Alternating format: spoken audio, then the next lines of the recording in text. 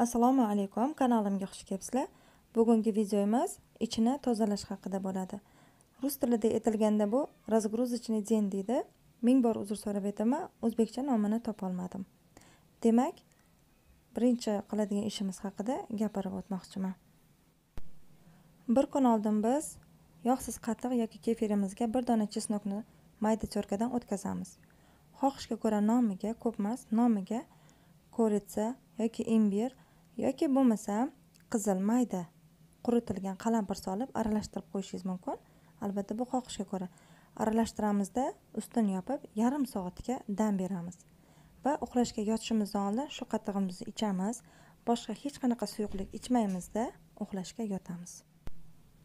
Endi grechkamizni tayyorlashni boshlaymiz. Bir kishi bo'lsanglar 50 gram grechka yetadi. Agar 2 kishi bo'lsanglar 100 gram grechka ishlatishingiz to'g'ri keladi, xuddi bizga o'xshab.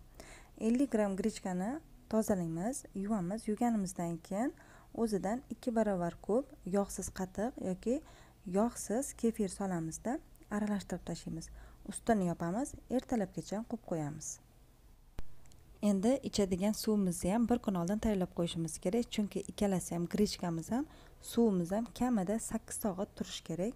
Shuning uchun kechqurun qilib qo'yib, ertalab kuni bilan ichamiz va yeymiz. Boshqa hech narsa ichmaymiz, boshqa narsalar yeyishimiz kerak emas, shunga ham e'tibor beringlar.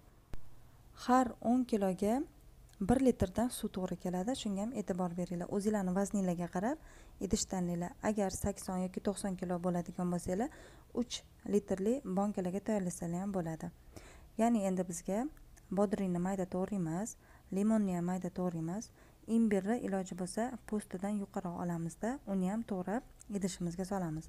Miyatani 5-6 ta bargidan yuvib, uni ham solamizda, ustidan muzdek suv qo'yamiz.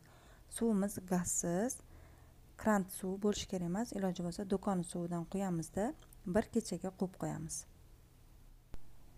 Detoks suvimiz ham, grechkamiz ham tayyor bo'ldi. Endi ertalab turganimizda birinchi suvimizni ichamiz. Ichganimizdan keyin yarim soat hech narsa yeyishimiz kerak emas. Yarim soat o'tgandan keyin endi grechkamizni ozginchadan olib yeyishni boshlaymiz. Diqqatli bo'lishimiz kerak. Bu parhez qilgan kunimizda yog'li ovqat umuman mumkin emas. Chunki vazn yig'ib olishingiz mumkin. Bu parhez qilgan kunimizda hech narsa yeyilmaydi, faqat mana shu suv va grechka. Lekin agar shu parhezni haftasida hech bo'lmasa bir martadan qilib tursanglar, kamida 8 kilo vez tashlashingiz ham mumkin. Oshqozonida, o't pufagida, pochkasida muammosi borlarga, homiladorlarga, emiziklilarga bu parhez tavsiya etilmaydi. Videom o'z nihoyasiga yetdi. O'ylaymanki, sizlarga ham foydali bo'ldi deb. Ma'lumotlarni qolganini opisiyaniyada yozib qoldiraman. Bemalol o'qishingiz mumkin. Sizlar bilan yana inshaalloh yaxshi kunlarda ko'rishgunimizcha assalomu alaykum va rahmatullohi va barakotuh.